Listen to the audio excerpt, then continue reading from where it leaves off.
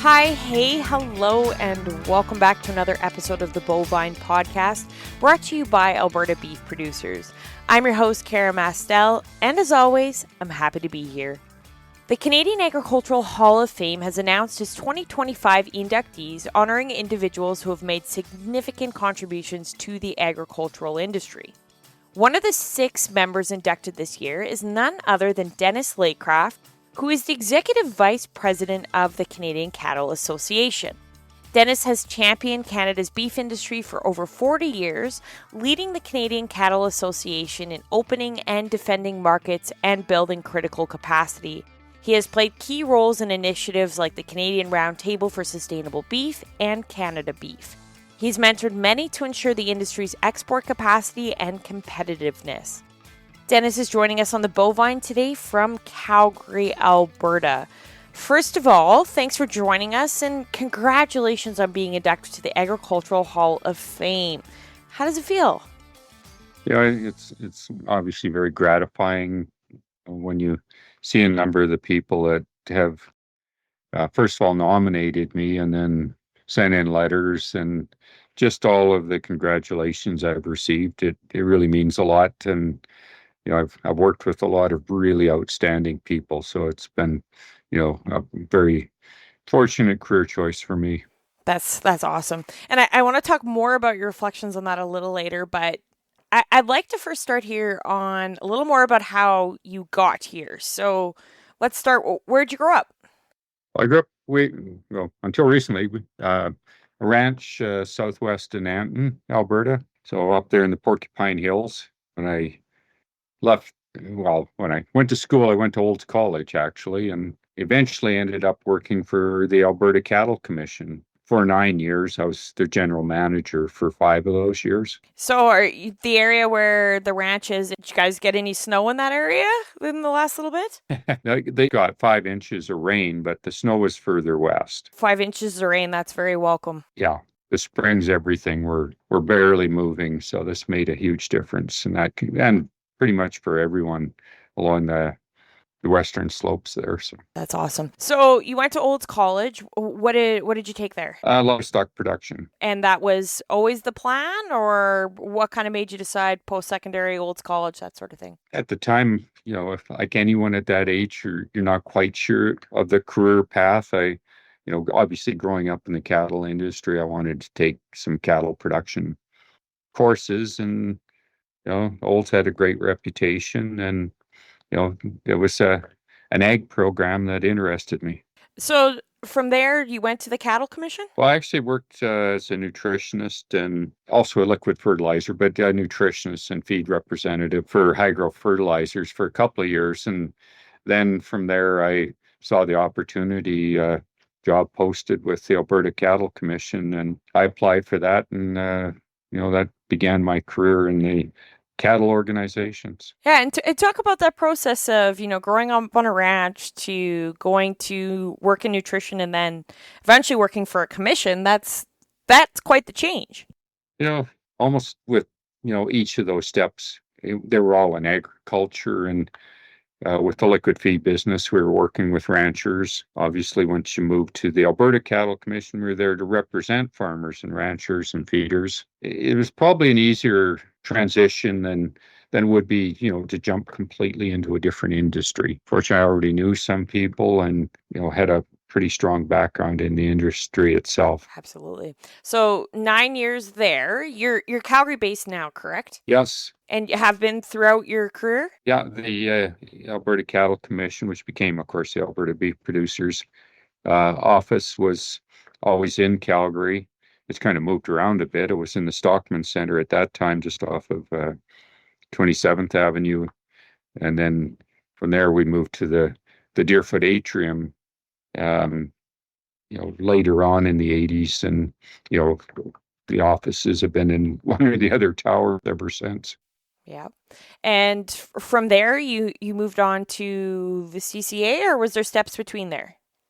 No, I applied for the CCA job and got it in 1990. So I moved directly from the Alberta Cattle Commission to the CCA. And at the same time, the CCA office used to be in Toronto, But of course, the industry had been shifting more and more with, the considerable growth in the cattle feeding industry and processing. So when I took over, part of that process was the relocation of the office into Calgary. So CCA always had a Calgary office.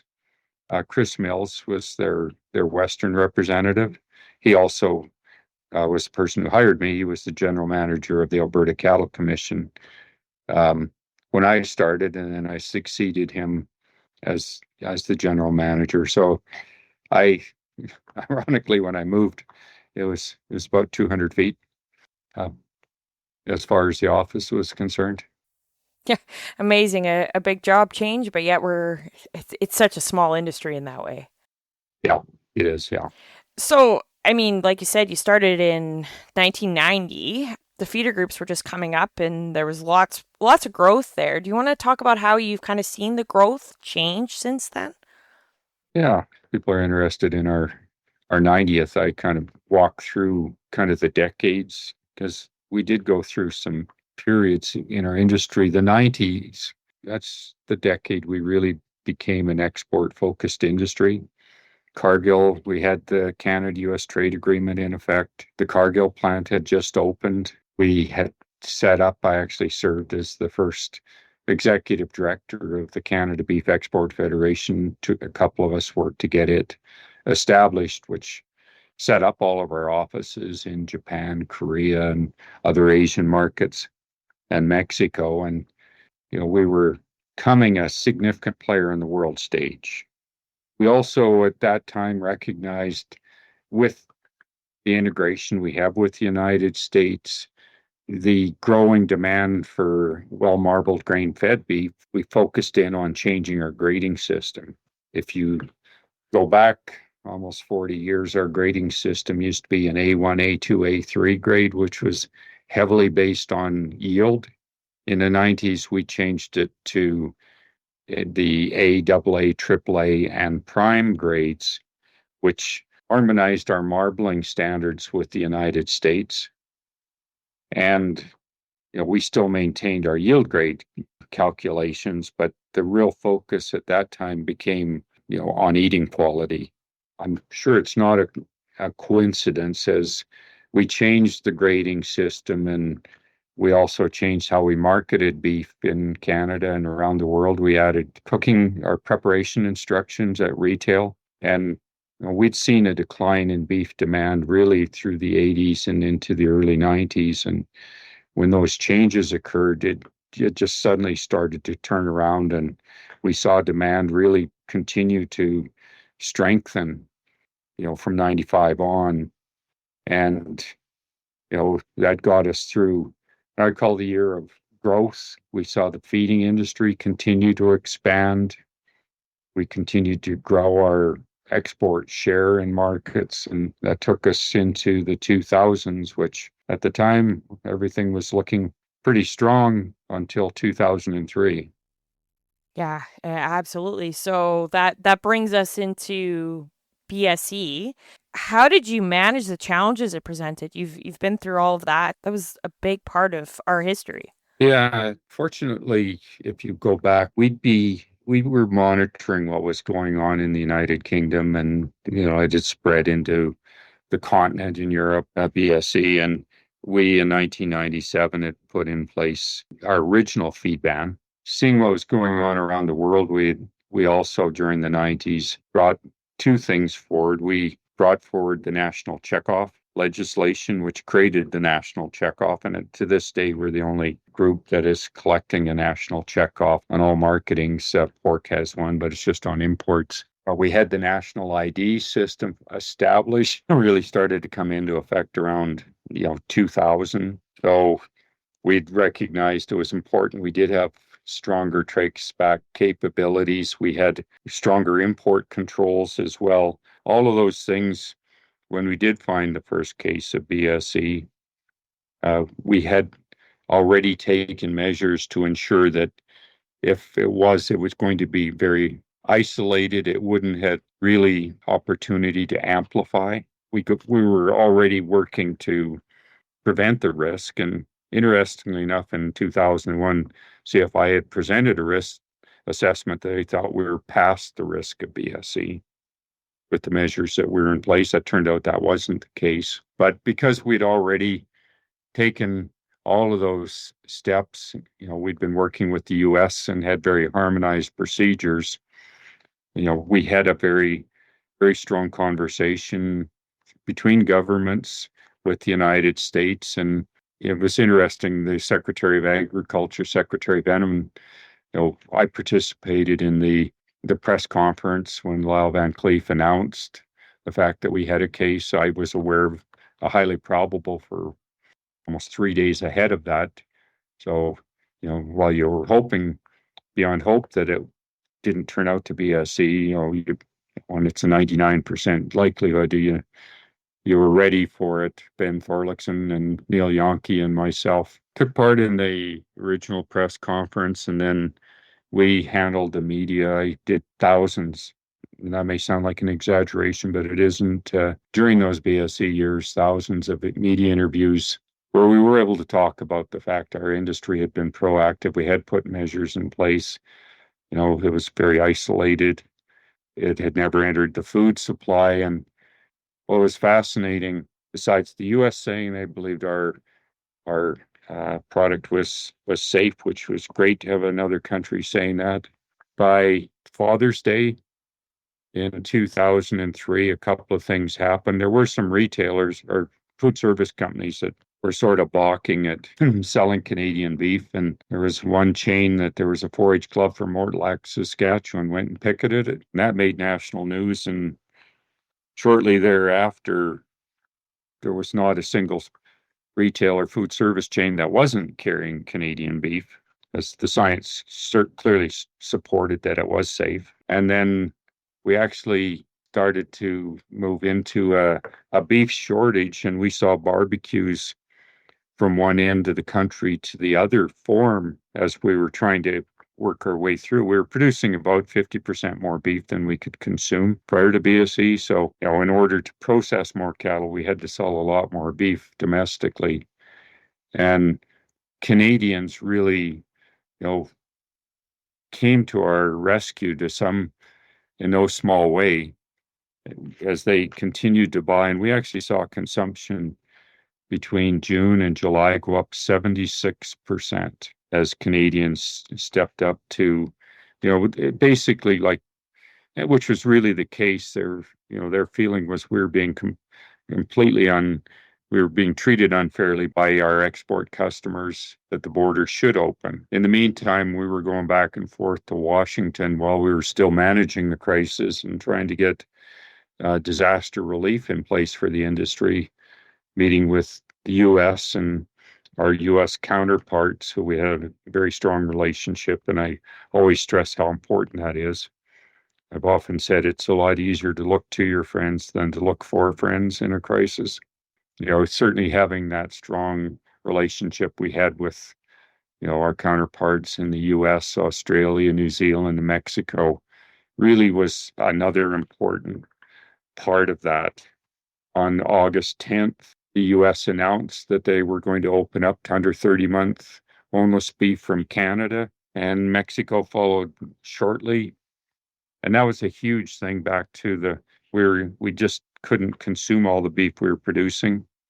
Having access to the U.S. market, and sales resumed in September. It always takes a little time to get the certification and the new veterinary certificates. But as soon as we got to September, that was the first time another country had opened up that quickly to a country that had found BSE. And it's kind of a turning point for the world on BSE. And that had, again, back to what I started with, when we put all of those measures in place previously, we were already a controlled risk country even before the controlled risk was actually came in. At that time, you either had BSE or you didn't. Interesting enough, Australia had bring forward a proposal to the OIE, which is now WOA, the World Organization for Animal Health, which created a new BSE code, which has undetermined, controlled, or negligible risk. And we were, quickly accepted into the controlled risk. The next country to open was Japan. Now it was under 21 months because they had had BSE in 2001. So they were also more cautious around it. But at the same time, we saw a dramatic increase in our processing capacity. And it wasn't until 2005 that we got the U.S. open for slaughter cattle. But in the meantime, we'd saw, our processing capacity get up where we were actually able to process 100,000 head a week. Unfortunately, we built a huge backlog up in the meantime. If you look at our inventory numbers, you'll see this abnormally high inventory in 2003, 2004, into 2005. There were times there were mature animals weren't worth very much money. They just remained in the herd for a period of time until we were able to get the borders open. I call it the dark decade, as we finally got back to a pretty strong footing with market access.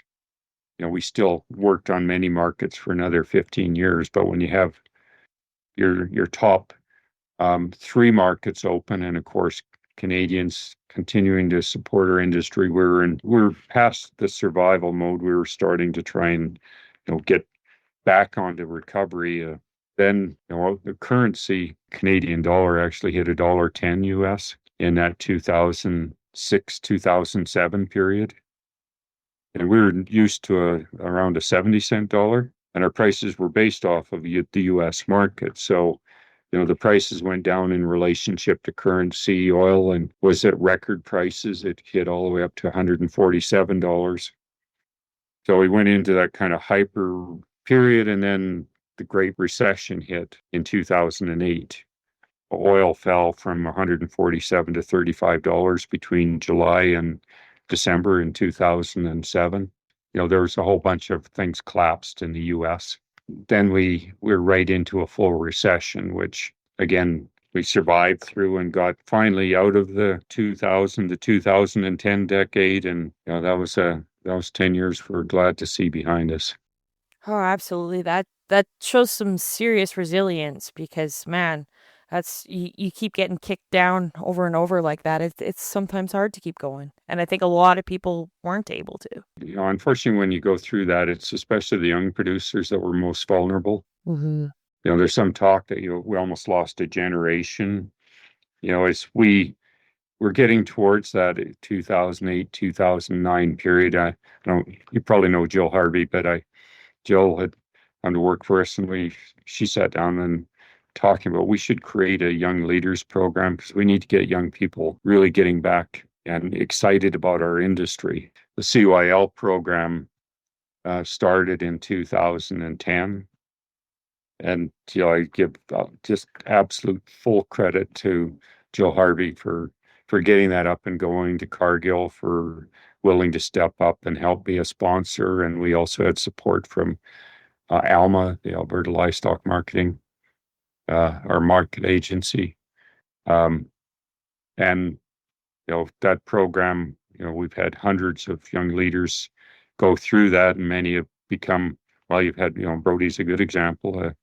He was one of our early young leaders, Ryan Weyerbach.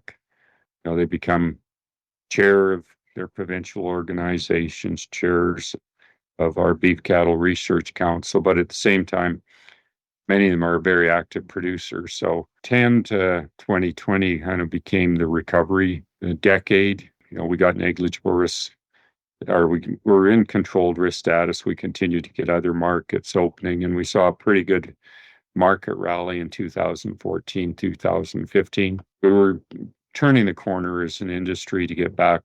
But we saw a lot of when I say consolidation, there was two things happening. There were some producers when the market did get high in 14, 15, it was their chance to step out. And we saw a lot of really large operations begin to form.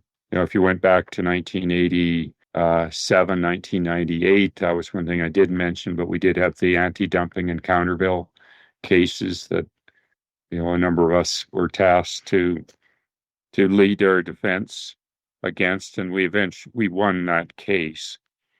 and both the countervail and the anti-dumping case, which were huge victories for CCA. But we only had about a handful of producers that were over 500 cows. Well, by 2014, there was a growing number of those. And if you look around today, I'm not sure anyone knows how many are over that, but you're into dozens that are into those much larger operations. In some cases, the smaller operations tended to get absorbed into larger operations. And, canola was very lucrative. And, there was for a bit of pasture land that got broke up to raise canola as well.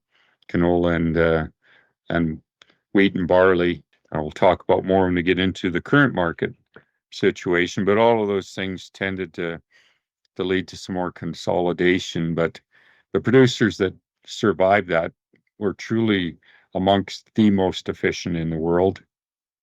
Survival necessity is a powerful teacher. You just look today, we produce more pounds of beef per cow in a shorter period of time than anyone else in the world except the United States, and we're pretty much equal. What it drove was, the best genetics, the most efficient producers, the best practices that are out there, and all those things are why we have one of the most sustainable cattle herds in the world now. Which is a pretty incredible story to tell, and like you said, just we've learned so much, and I hate to say any positives, but there were some silver linings there. And would you say one of the silver linings was processing capacity? We did really increase our processing capacity because of the strength and demand in the early 2000s? Yeah, certainly it was, that was important to get that capacity up, and that, that saw expansions, and unfortunately we lost some of that. There was the, XL, the Nielsen brothers had bought the plant. They had a plant in Moose Jaw, and there was another XL plant in Calgary. They ended up buying the Brooks plant, and then you may recall, but in 2012 they had an E. coli. There was a major recall, and they ended up selling the plant to JBS. With our feed ban, we had a much more costly specified risk material removal requirement in Canada, and it really hurt the small packing plants. We're actually hopeful this year that now that we've completed a risk assessment, we're going to be able to harmonize, hopefully as early as next year, with the United States on a short list, and that may help get some of the small plants. But the increased capacity, as soon as the U.S. got bidding on the market, did contract back. So how do you learn from history? Do you find yourself looking back as, we look at disease preparation now, maybe something like FMD or situations like that? Yeah, I always tell everybody luck favors the prepared. We have been working, and we've had some really strong animal health staff, and currently Dr. Lee Rosengren and Gabriella Giroux, we have two working on that. We are worked very hard. You've got people like Miles Woke and others who really help champion getting the FMD vaccine bank in place. We work with the U.S. and sometimes U.S. and Mexico on simulations, so that if it ever happened, whatever you're able to get done in the first 24 hours is really important in a infectious contagious disease event. So preparation. At the same time, we've been, as part of our Verified B+ program, there's a biosecurity module in there. We continue to share with people travel advice. Prevention is always your number one goal, and biosecurity is really, really important for that. We work to get the federal government to get more beagles in place, and you think with all the technology that we have today, Kara, that there would be, technology to pick up, things, but the beagle is still by far the most effective way to pick up something that people are smuggling in. Mm-hmm. And, when you see them at the airport and walking around, we've worked hard to try and keep that going, but at the same time, there is both a livestock market interruption strategy that is ready to put in place with the livestock Canadian Cattle Identification Agency working with the Livestock Inspection Services. Cease movement needs to occur very rapidly, and there's a lot more conversations between those groups. And each year the ID agency with the CLTS, we continue to improve technology.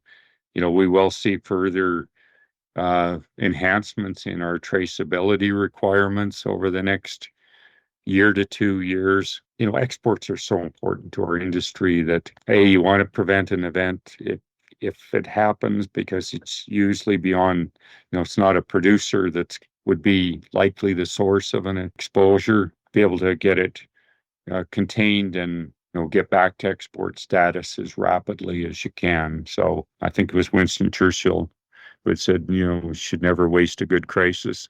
You need to learn from it. We've documented a lot, and it does get trickier as those of us that managed the way through those main events were getting past our best before dates. So it is important to keep some corporate memory around all of that. Yeah, absolutely. And like you said though, like growth and adaptation are so important, but we don't always have to reinvent the wheel either. No. Sometimes you need to invent the wheel, but sometimes you need to be the most efficient using it. And that's one of the things I didn't mention. But when we created the National Checkoff, that was the goal with the Beef Cattle Research Council. If we're going to be the best in the world, you have to support that with a strong investment in research.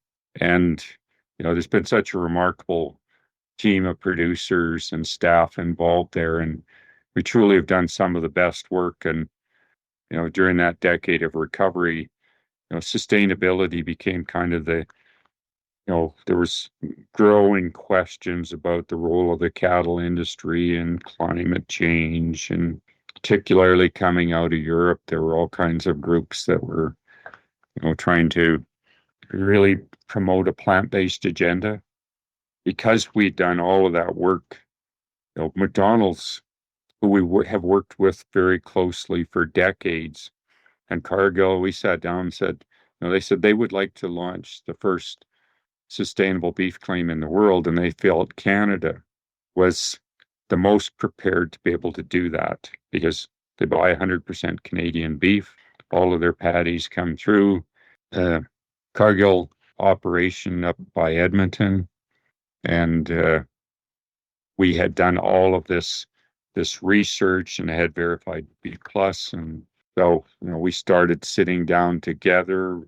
That was a great thing with McDonald's and Cargill and this group of producers and NGOs. We had Nature Conservancy, Ducks, and others at the table.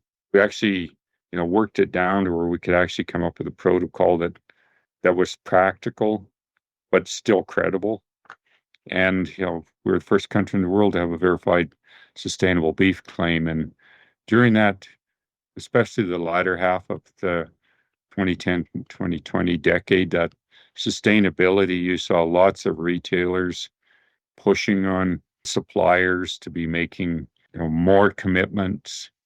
We were the best prepared in the world for that. And, and we got to see what the rest were doing. I served as the president of the Global Roundtable for Sustainable Beef for the 2-year term, 16 to 18. And as we were setting up roundtables, and so as I looked at what others were doing around the world, I was proud that Canada was really the leader in this. And, Fawn Jackson helped get that going and deserves an enormous amount of credit. Monica's been doing a fantastic job managing it, and just like Andrea Brocklebank has been with the Beef Cattle Research Council. So, all of that work, especially when, in 2017, we elected a climate change government.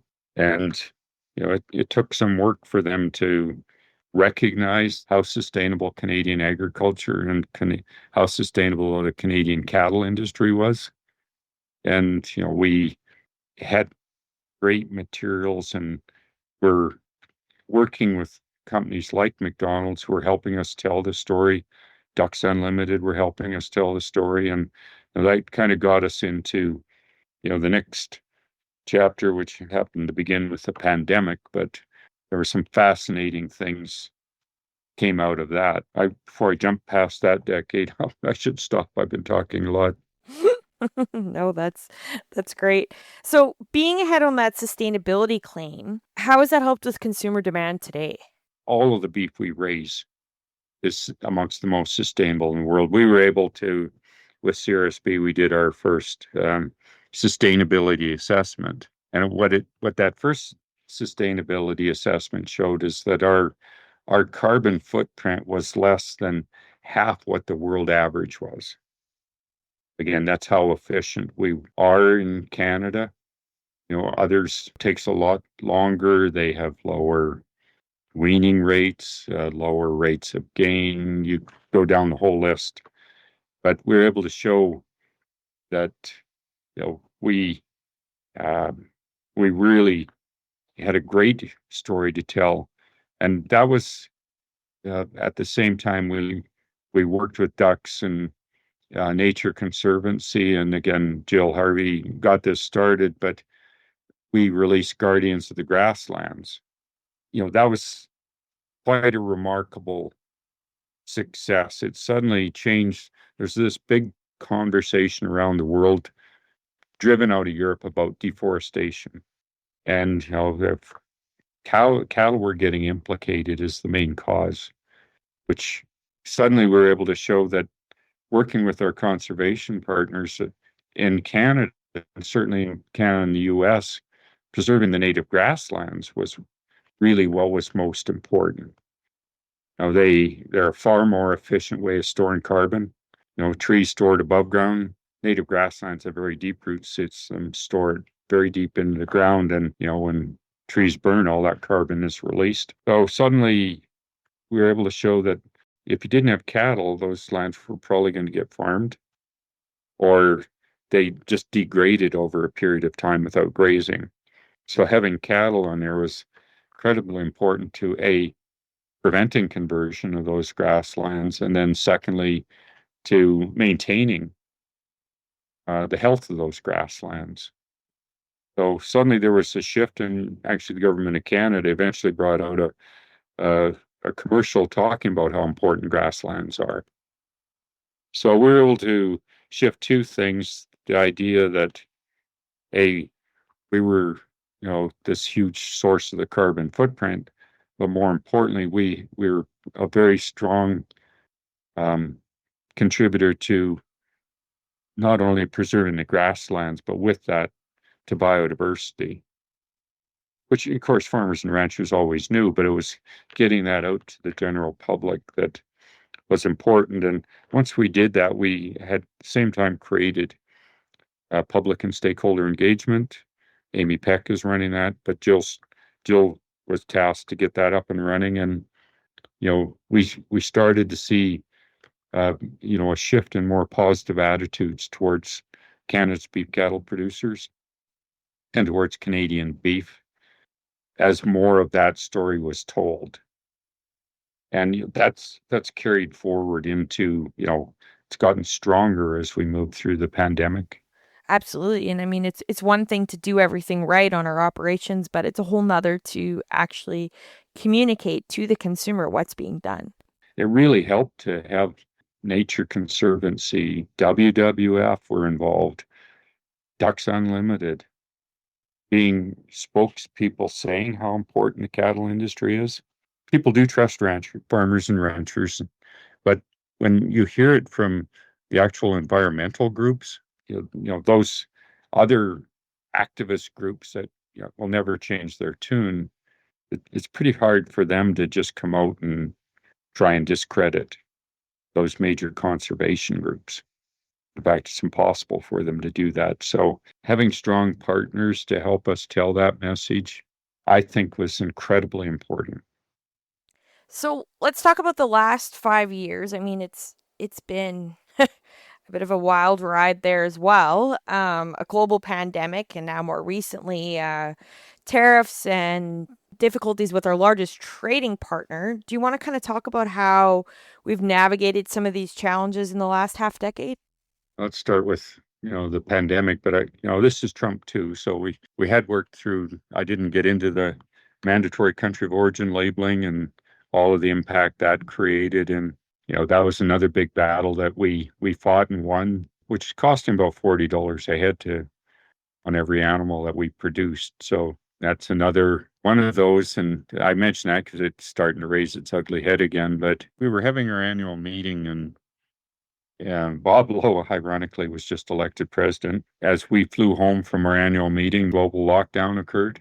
About 4 months earlier, we decided that we were going to upgrade our systems, and we were all trained to use Microsoft Teams, and weren't sure how much use we'd get out of it, but we were prepared. Well, from the time we flew on Friday till Monday morning, we had advised everyone we'd be working from home, that we would start to have regular Microsoft Teams meetings. And we actually had our first leaders meeting as part of our national beef strategy, which also came out of that 2014-15 period. It kind of brought all of the national groups together. As soon as the pandemic started, that first Monday, we had a Teams meeting of all of them. We did that every week through the pandemic. So when I say all of them, there was, the national cattle feeders, the Canadian Beef Breeds Council, we had the Canadian Meat Council, then of course CCA, and then we had our marketing groups, Canada Beef and the Beef Cattle Research Council and Public Stakeholder. And we were probably as well coordinated as I've ever seen in the industry. The first thing we needed to make sure was that we could continue to get cattle processed. That was making sure that the personal safety equipment was available for packing plants. We had to get the industry designated as a critical infrastructure and an essential service. So all of that in that first week, there was a huge effort there. And then we worked with the Food Inspection Agency to look at a range of options to make sure that they would have staff that would be at the packing plants doing the meat inspection every day. And in Alberta, there was actually an agreement reached where there were illnesses during that period of time. The provincial meat inspectors went through some training with the CFI, and they were accredited to do federal meat inspections. And then part B of that was to be able to keep the border open so we could move cattle and beef into the US and to other markets around the world that would be starting to get short of supply. So keeping the industry operating was the number one priority. And then, we were able to share very strong information about safety. But a really interesting thing started as people were staying home. Suddenly everybody started to cook again. And one of the first things that sold out was yeast in stores. So we were able to keep the supermarket counters full of beef. But for those that didn't want to go through supermarkets or have home delivery, which was growing rapidly during that, we saw a lot of these smaller private brands flourish during that, where farmers and ranchers and feeders get their cattle processed and were selling it, where people would actually drive out and pick it up.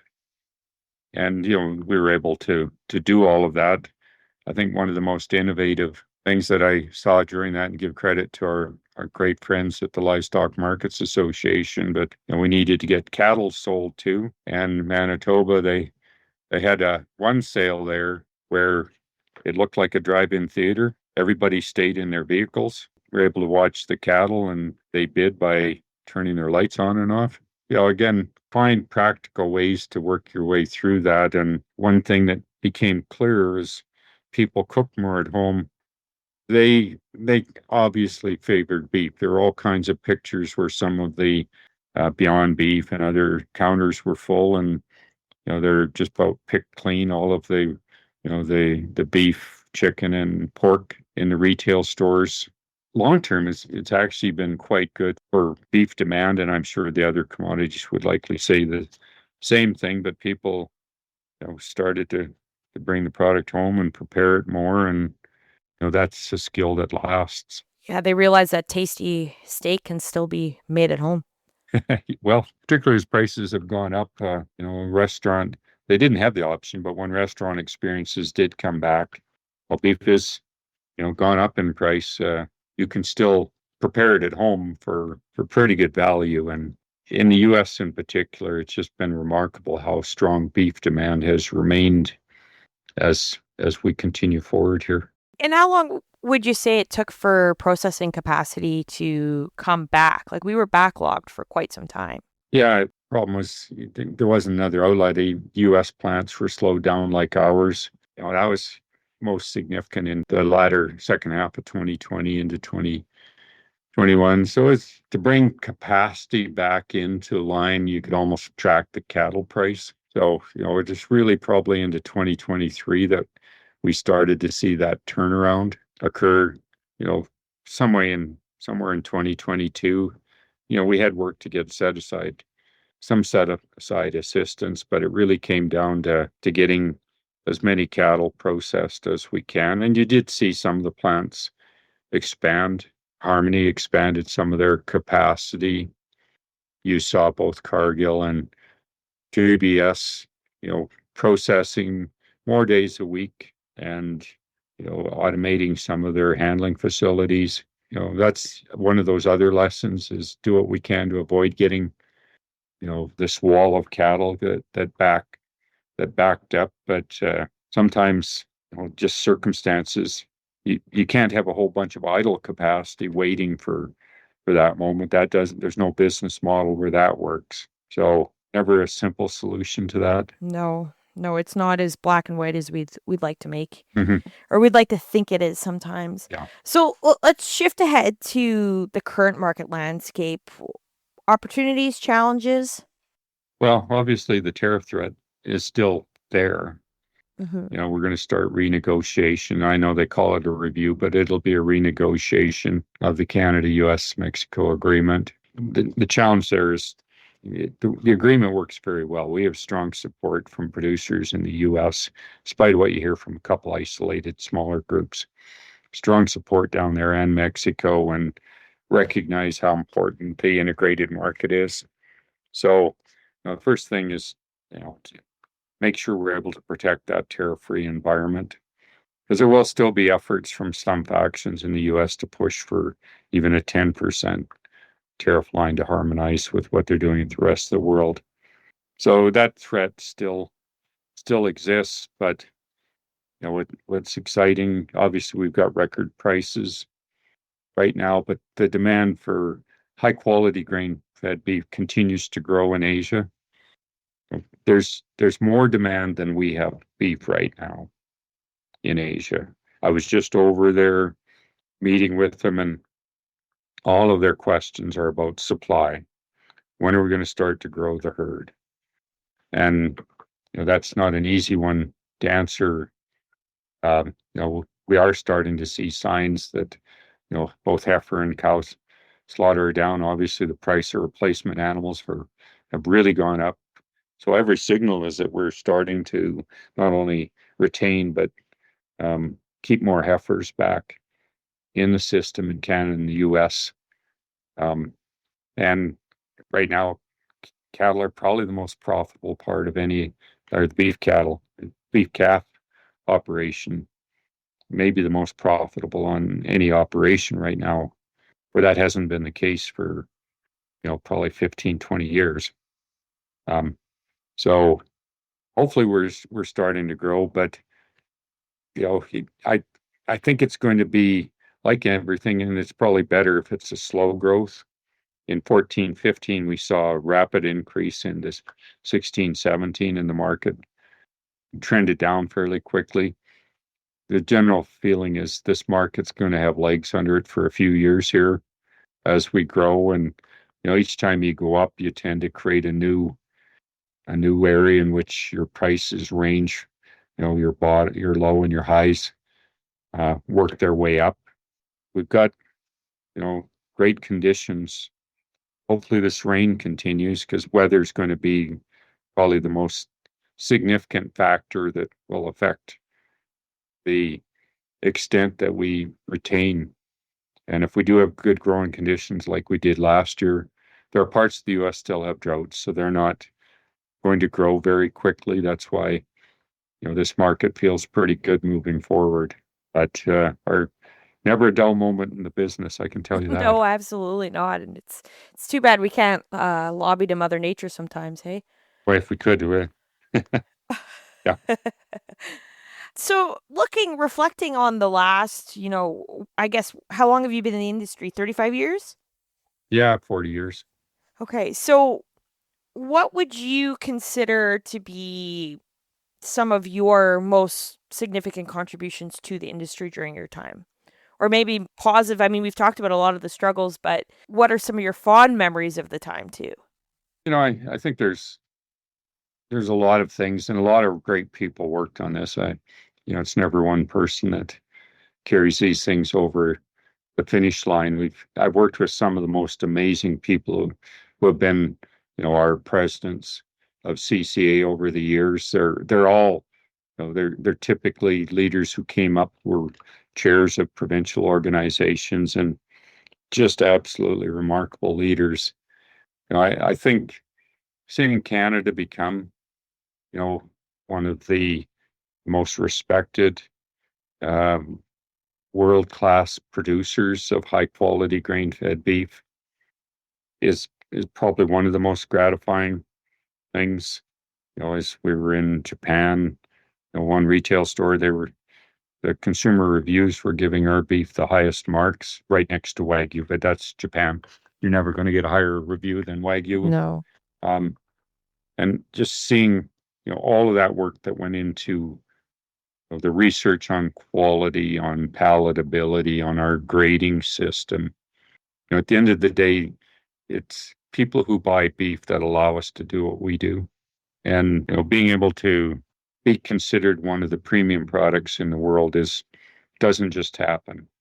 That took, putting in place the right grading systems. It's having all of the research that we've done. And I can say what makes me maybe feel, best is I'm as excited about the future today as I was when I started.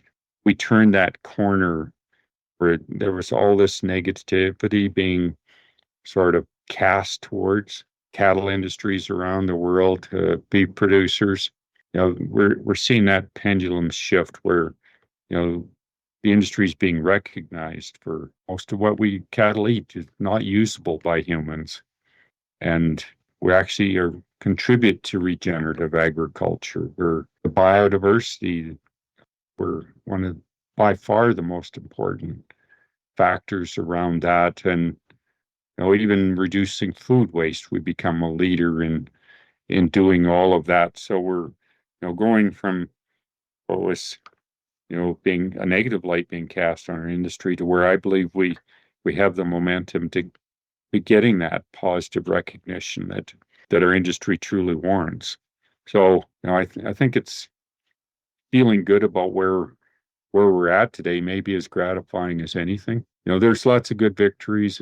I have to say, winning the countervail anti-dumping case was a pretty special moment. Mm-hmm. Getting the U.S. border reopened again was a pretty special moment. Winning the WTO case on country of origin labeling was also an incredible moment. But, at the end of the day, we did this to make sure the industry had a strong future, and being in a position where I really do believe the future is strong.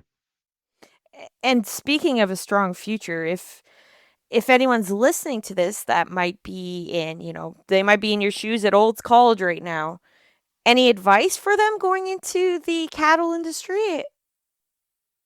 I remember when I was young, Mom always, we knew the cattle industry is cyclical. It's a long-term industry, and she always said, hold on to the cow's tail and she'll pull you through. It is one of the best places to raise a family and to, one of the best communities to be part of. I do believe that the future is there, and it's not just cattle. We've got many mixed operations. It's, having all of that together. But if you look at the Canadian economy, agriculture has actually been one of the strongest performing parts of Canadian economy over the last 10 years. So agriculture is a great place to be.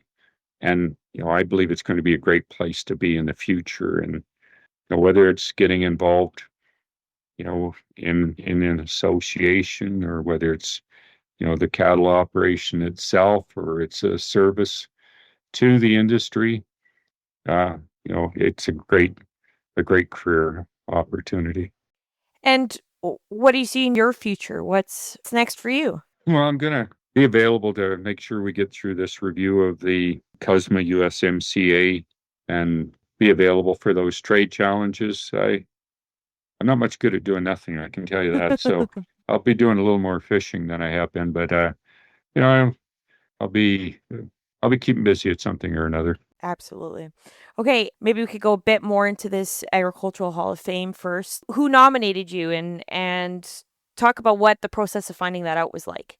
Well, to be honest, I'm not sure. I know CCA nominated me, so I'm assuming Ryder and Jennifer did a lot of the work there. But I actually found out before I was supposed to find out, because they were supposed to let me know Monday. But the fishing lodge we're at wouldn't have been able to reach me, so I had no idea that it was even happening. So obviously it was a great surprise to hear that, and I'll probably find out more about who all sent in letters, but just one of those things. There's a few other people I know who are in the hall, like Charlie Gracie and Stan Eby, who was past president, and others, that Jerry Ritz, Minister Ritz, just to be in their company is quite an honor.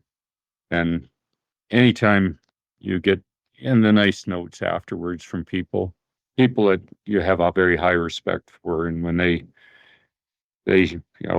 share that their appreciation of the work you do, it means a lot. Absolutely. And what legacy do you hope to, I guess, leave with this as well, with being named into the Hall of Fame? I always think the legacy is, having strong producer associations. Is when you walk through all of the events we went through, if we hadn't had strong producer organizations, we would not have been able to have managed through those nearly as effectively as the industry did. You've got to have good, strong, capable people. You have to be ready to hit the ground the minute something happens. It's a lot more important to be in front of these issues than if you don't have strong organizations, you just become reactive. And proactive it is important to participate in these international processes, like the WOA, and where all these international rules are made. Canada has an important voice to be heard, and we are champion for science-based rules, and for rules-based trade. In the absence of people willing to step up and say that, other people are going to be filling that vacuum. So, the appreciation that we have with our checkoff systems, and it's not one person, it's a great team that's needed on these things, that whether it's the Alberta Beef Producers or the Saskatchewan Cattle Association or Beef Farmers of Ontario, where you can go down the list, or it's CCA. We're a big industry. We're now the largest source of farm cash receipts again for the past 2 years. It's going to be around $17 billion. That incredibly small investment that's made in checkoff may have been one of the best investments producers have ever made. I certainly believe it's certainly made Canada and beef a much better and more credible product than it would have been without it. And you always want the legacy to be a strong platform moving forward for whoever takes on the reins. Absolutely. And like you said, luck favors the prepared. Okay, well, thank you very much for your time here today. And I know on behalf of the Canadian agricultural industry, congratulations, and thank you for all that you've done over the past 40 years.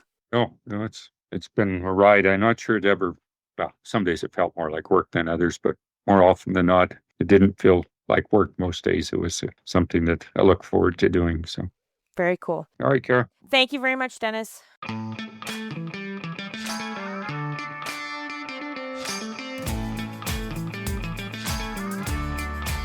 Okay, thanks for listening to that conversation. I always find it so fascinating to learn about history through others who have firsthand experienced it. I also always have a notepad in front of me while I'm talking to guests for the podcast to pull out things that stick out for me. For this conversation, it was 2 quotes from Dennis. The first one being, "Luck favors the prepared." You know, I really like that one, and I think I might get it pinned to my bulletin board in my office to remember. The other one comes from Dennis's mom. "Hold on to the cow's tail, and she'll pull you through." Definitely some fun quotes there. As always, if you have any questions or feedback, don't hesitate to reach out either through ABP's social channels, or you can reach me on my email, kara@albertabeef.org. Until next time, drink lots of water and really listen the next time someone experienced at the coffee shop tells you a story of their past. Yes, I know it takes time and we're all busy, but you may just learn something new. Bye for now.